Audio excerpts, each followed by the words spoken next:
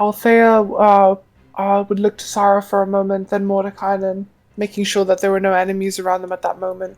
For sure, she would leap to the skies with Nyash, who takes the dodge action and flies down to Strahd, coming down to his level as Nyash's mighty claws break the rooftops with her weight.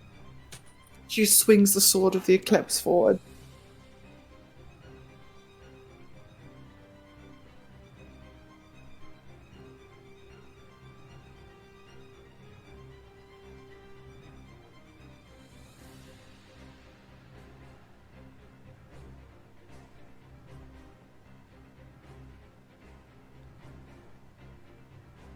And she would do it again.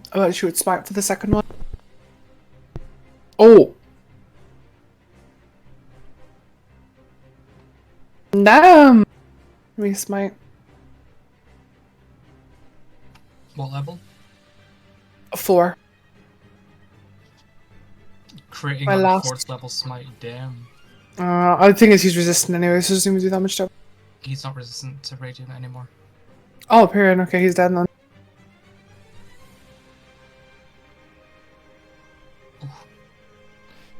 Jesus. Your death comes, Strahd. Face the moonlight.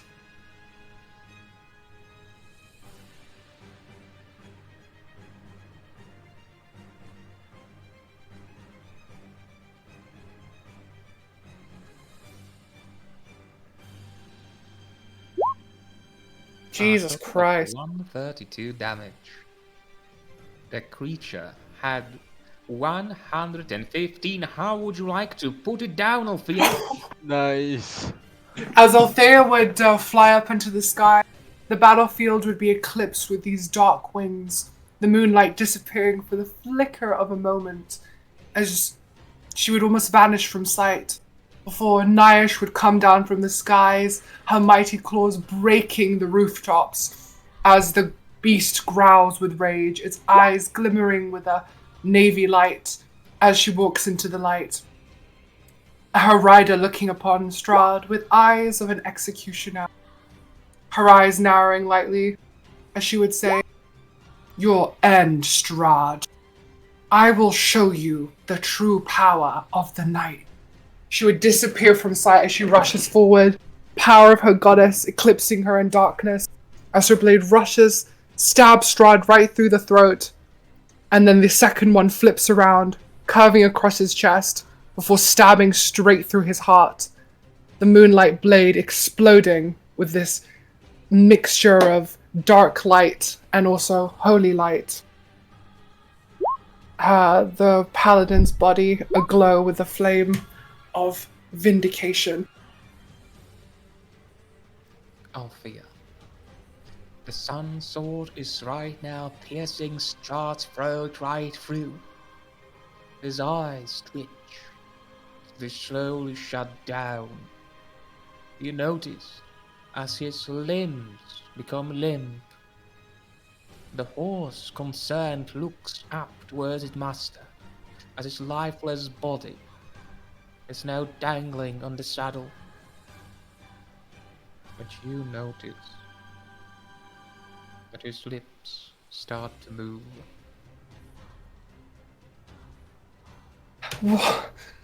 What? Admit it.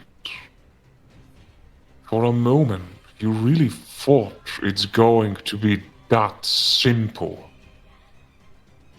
Althea's eyes would widen suddenly as she begins to desperately try to bury the sword deeper in his chest, confusion darting across her features as she's like looking at him and slowly going, "No! No! How?" Suddenly, a lightning crosses through the skies, hitting the rooftop of the castle, creating fires and sparks all around. Rain, mixed with fire, starts to fall down as you notice, forming straight above you, covering the little flicker of the light that you have created before, dark, swirling cloud, like a miasma stretching over the land. You can see two giant arms made out of pure darkness as they immediately fall down. We have seen similar tendrils before, back in the Amber Temple. This is the will of the dark powers. As one of the giant arms strikes down in the position where Strahd is sitting, blinding you just for a moment as lightnings continue hitting the rooftop. Althea, as she would try to desperately remove herself from the situation, could I say that her sword is like embedded in Strahd's chest so she can't pull the sword out? Yes.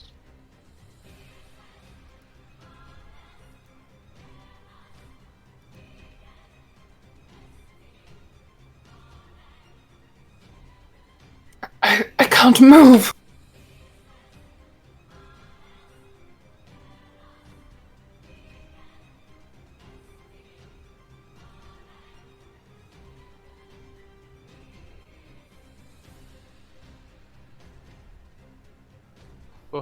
Oh, he's fine. Ah, he's dead. He's dead. He has the skull emoji next to him. Oh, thank goodness.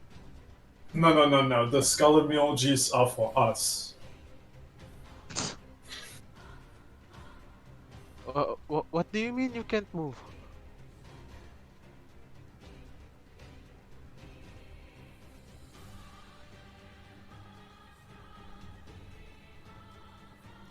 I imagine Strahd has like grabbed the blade and he's holding the blade in his chest and like smacking at Althea.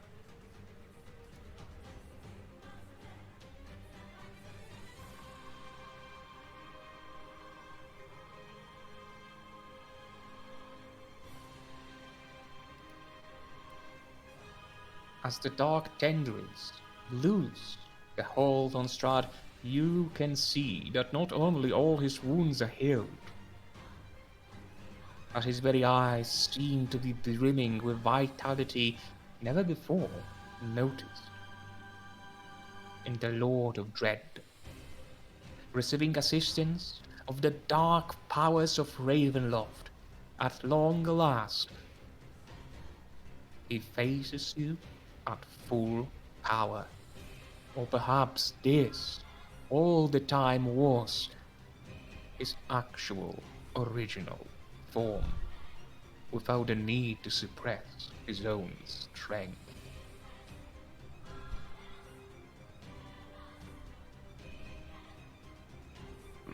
Althea's sword would then ignite with light as her goddess allows her to release the blade. And she would draw back from Strahd as she would suddenly be surrounded by energies that were not cast from her. Flavor-wise, she's casting Sanctuary, but I'm just going to say her goddess cast Sanctuary on her.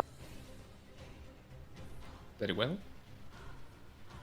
As Strahd transforms, or rather reveals his true form, you notice as he raises his arms to the head level, makes a gesture with his palms almost like he's grabbing something, and only then you notice that the air around his fingers twitches to the point where you can visibly see the folds. He grabs the air almost like it was a canvas, and he starts pulling from both sides. As the lightnings continue raining down, everyone can hear an extremely loud sound of a torn canvas. As Strahd literally tears apart the fabric of the demiplane.